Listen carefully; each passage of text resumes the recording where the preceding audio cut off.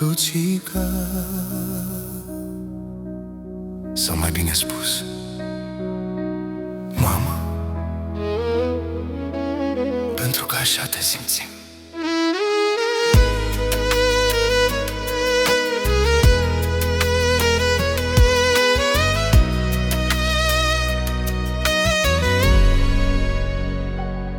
În casa ta e cald și e lumină, oricine vine pleacă mai senin.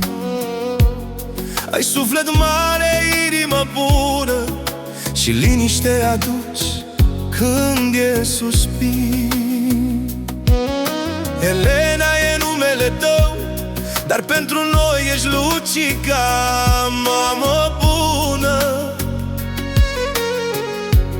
Ai strâns o lume întreagă lângă tine și-ai pus iubire în tot ce ne adună.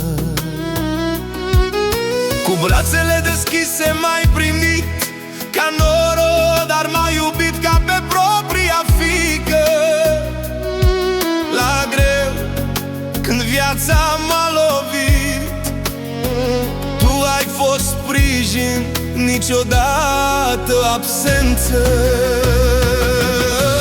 Lucica, mamă, cu suflet curat, Dumnezeu să te țină ani mulți neîncetat.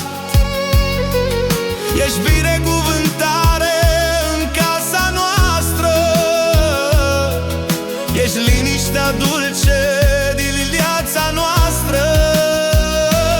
Pentru tot ce-ai făcut azi îți mulțumim, pentru dragostea ta, pentru tot ce primim.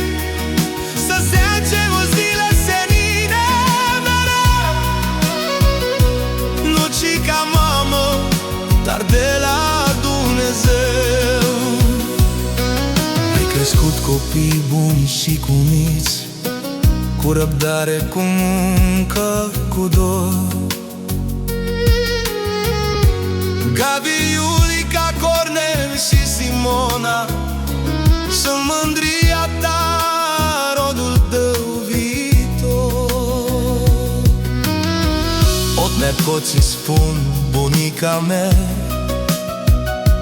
și în ochii lor ești lumea întreagă.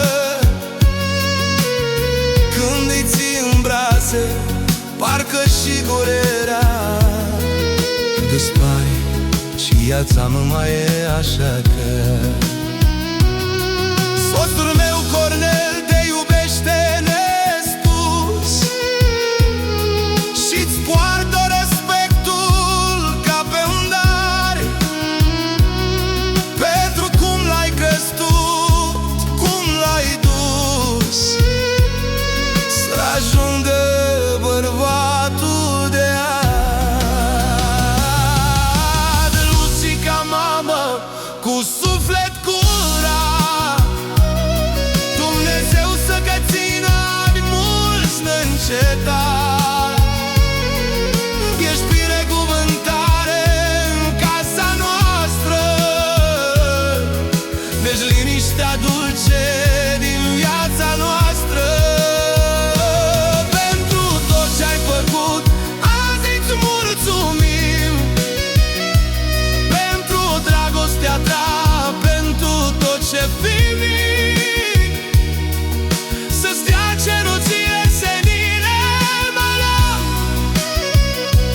Lucica, mamă, dar de la Dumnezeu.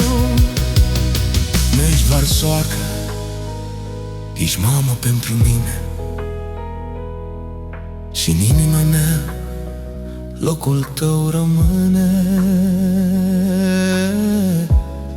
Ce-ai făcut pentru noi nu se poate plăti, dar cerul să-ți dea